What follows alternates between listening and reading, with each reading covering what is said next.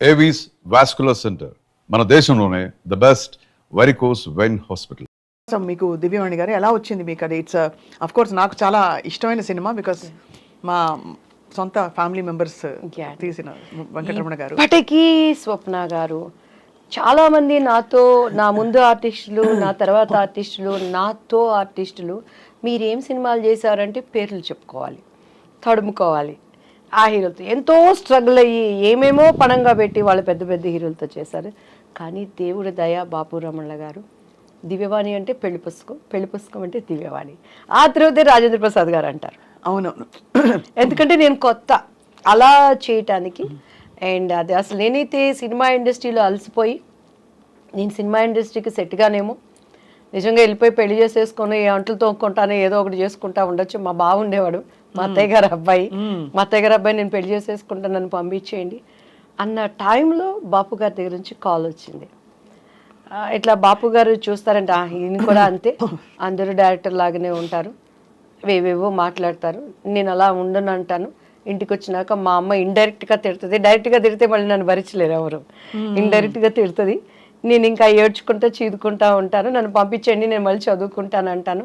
ఇది కూడా అంతేలే అని చెప్పని తలకి బాగా నూనె పెట్టుకున్నాను. అప్పుడు చీర కట్టాలంటే మమ్మీనే కట్టేవాళ్ళు, నాకు అంత కట్టుకోవటం రాదనమాట. సో బాపు గారి దగ్గరికి వెళ్ళినప్పుడు తలకి లక్ ఏంటంటే ఆ రోజు తలస్నానం చేయలేదు, తలకు నూనె పెట్టుకున్నాను. ఆ హోమ్లీ కావాలనేది నాకు తెలీదు. మీకు ఇక మీరు మన రమణ గారి ఫ్యామిలీ అని అంటే మీకు తెలుసు కదా, బాపు గారి రూమ్ పైన పెద్ద రూమ్, అన్ని పుస్తకాలు, చిన్న ఆయనగా ఆయన కూర్చొని బొమ్మలు గీసుకుంటున్నారు. మన రమణ గారు ఉన్నారు కదా, రమణ గారు తీసుకెళ్లారు. ఈ అమ్మాయి కొత్త అమ్మాయి అండి దివ్యవాణి గారు అనగానే చూశారు బాపు గారు, నమస్కారం అండి అని కూర్చున్నాను నేను. ఇది జుట్టు మీ సొంత జుట్టు అండి అని అన్నారు. అవును సార్ అన్నాను. ఇట్లానే ఉండాలి మూవీలో అన్నారు. సరేనండి అని, ఎందుకంటే నేను ఓకే అవననేది నాకు లోపల ఒక అభిప్రాయం. బట్ నాకు అప్పుడు బాపు గారి విలువ నాకు నిజంగా తెలియదండి. బాపు గారు ఎంత గొప్ప మనిషి, ఎందుకంటే నేను సినిమాలు చూసేదాన్ని కాదు. ఈ క్వార్టర్లీ హాఫ్ ఇయర్లీ ఎగ్జామ్స్ వస్తే ఒక సినిమా, అది కూడా అప్పుడు మనకు తెలిసిన హీరోలు ఎవరు, శోభన్ బాబు, కృష్ణ. మా అన్నయ్య ఏమో కృష్ణ ఫ్యాన్స్, మేమేమో శోభన్ బాబు ఫ్యాన్స్. ఈ రెండు సినిమాలు అంటేనే ఇంట్లో అడుక్కుంటే కానీ పంపించండు మా నాన్నగారు. అట్లా నేను పెరిగిన దాన్ని, లోతుగా సినిమా ఏంటి, పరిజ్ఞానం ఏంటండి. ఇప్పుడు రాజేంద్ర ప్రసాద్ గారు వీళ్ళందరూ ఏం చెప్తారు, మేము ఏంటి డబ్బింగ్ 75 పైసలకు చెప్పాము, అన్నం లేకుండా ఉన్నాము, దీని మీద కసితో వచ్చాము, సూపర్ స్టార్ కృష్ణ గారు కానీ ఇప్పుడున్న మెగాస్టార్లు కానీ. నాకు అట్లంతా నేను రాలేదు, తేపడ్డాను కాబట్టి నాకు అసలు సినిమాలు ఇవన్నీ తెలియదు అనమాట. సో బాపు గారి విలువ తెలియకుండా అప్పుడు ఆయన ఏమడిగారంటే, మా అమ్మగారు అన్నారు, మిస్సమ్మ సినిమా చూసామమ్మ అన్నారు. నిజంగా ఆ సినిమాలు ఏం చూస్తాం, ఈ ట్రెండ్లో పెరిగిన వాళ్ళం. మా అమ్మ ఇంకా చూస్తే ఇట్లా అన్నారు, అమ్మ అంటే చూశానని చెప్పానంటే చూశాను సార్ అన్న. నిజంగా నేను మిస్సమ్మ చూడలేదు, అబద్ధం, ప్రామిస్ అబద్ధం చెప్పాను. మళ్ళీ ఇంటికి వెళ్ళినాక మొట్టికాయలు పడతాయి, పప్పు గుత్తికారుతో డబ్బులు పడతాయి, ఎవరు పడతారు అవన్నీ చూసి చూశాను సార్ అన్న. కానీ సేమ్ అందులో క్యారెక్టరే మీది అని అన్నారు. అలాగే సార్ అన్నాను. నీకు కాళ్ళు చూపియమ్మ అన్నారు. మా అమ్మాయికి ఇలా చూసాను. మా అమ్మగారు పాప ఆమె భయపడతా, ఈ అవకాశం అన్నా మా అమ్మాయికి రావాలి, ఏదో ఒకటి మా అమ్మాయి ద్వారా మేము ఇండస్ట్రీలో ప్రూవ్ చేసుకోవాలని కాళ్ళు చూపించాను. ఎందుకంటే ఆ మూవీలో ఎక్కువ కాళ్ళకి షార్ట్స్ ఉంటాయండి. మహానుభావులు. నా స్టోరీ నాకు మిస్సమ్మ సినిమా మళ్ళీ చూడమ్మా అని అన్నారు. అలాగే సార్ అని చెప్పాను. ఇంటికి వెళ్ళిపోయాను. టక్ టక్ టక్ టక్ అగ్రిమెంటు, డేట్స్ ఫిక్స్ అయిపోయినాయి. 45 days కంటిన్యూస్గా షూటింగ్. అమ్మ అన్ని మాట్లాడేశారు, డబ్బులు ఏమిటి అసలు, రమణ గారు ఉన్నారు, మన మేనేజర్ రమణ గారు, ఇప్పటికే ఆయనే ఉన్నారు. శ్రీరమణ గారు అంతా మమ్మీ మాట్లాడుకున్నారు. శ్రీరమణ గారు అంటే పెద్దవారు? నో ఇప్పుడు ముళ్ళపూడి వెంకటరమణ గారు, బాపు గారు, శ్రీరమణ గారు ఈజ్ ద ఇంకా పర్మనెంట్ కుటుంబ సభ్యులు. అవును, ఆయన అదే శ్రీరమణ గారు అంటే ఆయనే కదా. శ్రీరమణ గారు అంతా మాకు మమ్మీతో మాట్లాడారండి. నెక్స్ట్ డే ఆంధ్రజ్యోతి, ఈనాడు, బాపు బొమ్మ దివ్యవాణి అని వచ్చింది.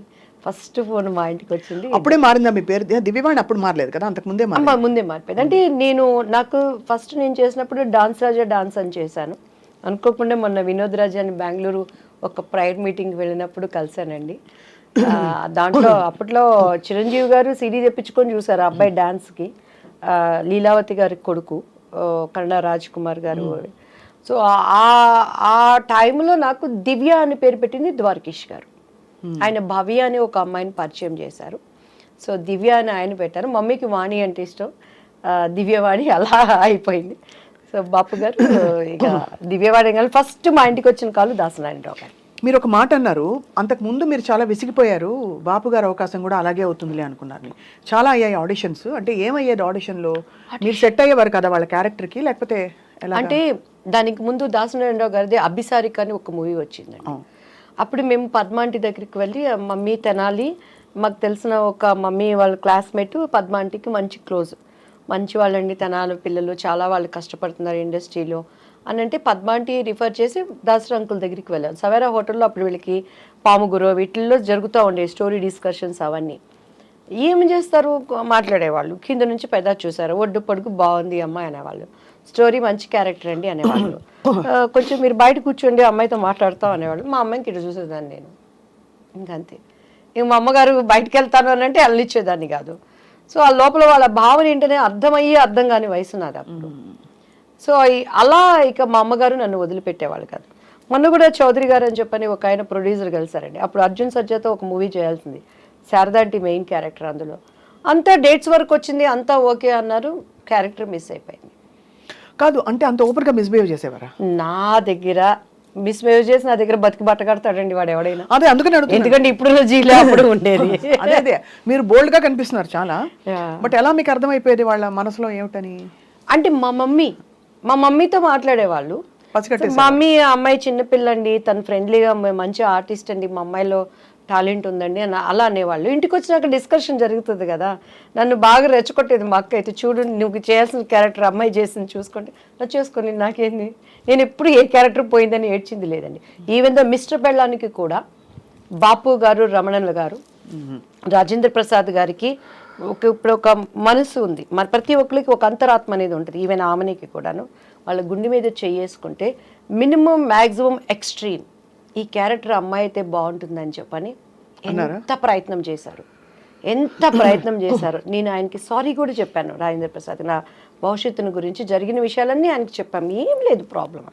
ఆయన వేరే ఆలోచనలో ఉండేవాళ్ళు, మేము అది అంటే ఇప్పుడు అప్రమత్వం, ఈజ్ గుడ్ ఆర్టిస్ట్ కానీ ఆ క్యారెక్టరు నాకు ఆమెని ఒకరోజు ఫ్లైట్లో కలిసినప్పుడు నాతో చెప్పింది, దివ్యవాణి గారు 1000 సార్లు నాకు ఆ డెక్లో, అప్పుడు సీడీలు డెక్లు ఉండేవి, చూపించి ఇలానే కావాలని చెప్పేవాళ్ళు. మరి ఎందుకు మిస్ అయిపోయారు మీరు? చేయలేదు, ఒప్పుకోలేదు. ఒప్పుకోలేదా? రాజేంద్ర ప్రసాద్ గారు అండ్ ఆయన ప్రొడ్యూసర్ ఆయన చేత పార్థసారథి గారు సంథింగ్ ఏదో పేరు ఉందండి. సో అలా. But film industry is very tough place కదా దివ్యవాణి గారు. టఫ్ ప్లేస్ లేనిది ఏదో చెప్పండి స్వప్న గారు. అలా కాదు, రిలేటివ్లీ నేను మీరు అన్నది రైటే, అన్ని ప్లేసెస్ లో టఫ్ ప్లేసే. పనమ్మాయి మన ఇంటికి వచ్చి ఒక పనమ్మాయి పని చేస్తుంది. ఆ అమ్మాయి పొద్దున్న లేసిన దగ్గర నుంచి, రోడ్డు మీద నడుచుకొని వచ్చే దగ్గర నుంచి, ఇంట్లో పని చేసి తను ఓనర్ అనేవాడి దగ్గర నుంచి ఆడదానికి తిరిగి వెళ్ళటానికి టఫ్ కాదు, చాలా టఫ్. ఎక్కడ టఫ్ అక్కడ.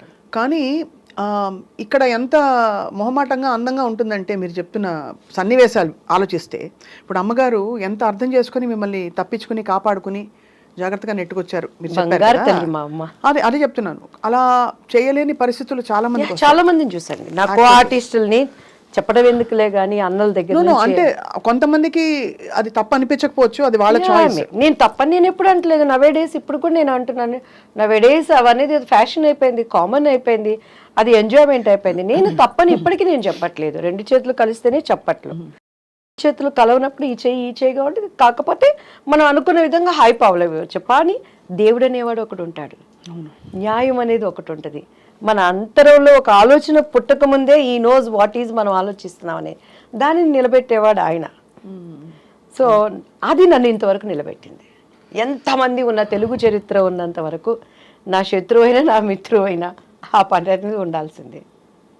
నన్ను అంగీకరించేవాళ్ళైనా అంగీకరించిన వాళ్ళైనా ఆ పాట అనేది దేవుడు అలా దానిని జతపరిచాడు అనుకుంటానండి. అండ్ ఎస్పెషల్లీ బాపు రమణల గారు అసలు ఇండస్ట్రీకి వాళ్ళు విరుద్ధమైన వ్యక్తులు, అంటే వాళ్ళ మనస్తత్వాలు అంత స్వచ్ఛంగా ఉంటాయని. స్వచ్ఛమైన మనుషులు. నాకు జరిగిన అన్యాయానికే మళ్ళీ పాపం వాళ్ళు పెళ్లి కొడుకు మూవీ తీసి అందులో నాకు తెలిసి లాస్ వచ్చింది. అదే అప్పుడు బంగారు పిచ్చి కానీ విజయ నిర్మల్ గారు చేసిందనమాట. సో నరేష్ గారు నేను చేశాము. అది అక్కడేమో చంద్రమోహన్ గారు విజయ నిర్మల్ గారు చేశారు. సో సేమ్ స్టోరీ, ప్రజలకు అంతా ఎక్కక అది అనుకున్న విధంగా ఆడలేకపోయింది. బట్ నాకు మంచి పేరు వచ్చింది. దానికోసము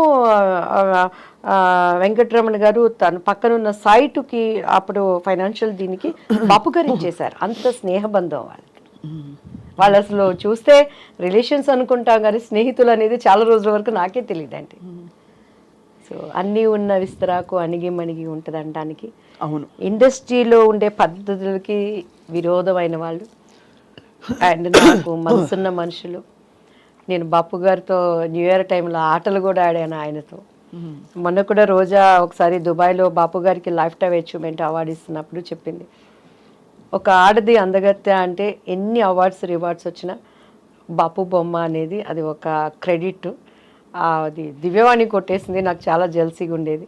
ఫుల్ లెంగ్త్ నేను క్యారెక్టర్ ఆయన దగ్గర నేను చేయలేకపోయాను. కోర్స్ ఆ తర్వాత నేను అదేంటి ఒక మూవీ చెప్పిందండి ఎన్టీఆర్ గారిది ఏదో, దాంట్లో నేను ఒక సాంగ్ చేశాను నేను అని చెప్పాను.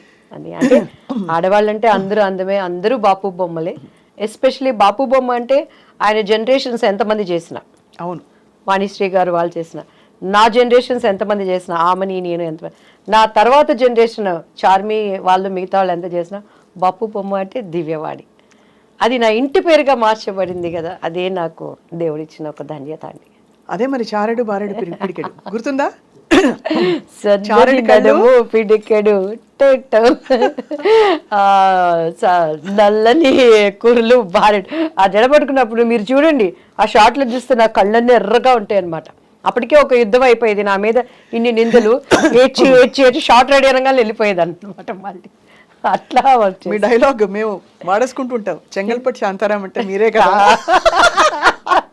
అదొకటి, అమ్ముకుట్టి అమ్ముకుట్టి మనసిలాయో కిట్టమూర్తి కిట్టమూర్తి తెలుసులే ఓయ్ ఓయ్.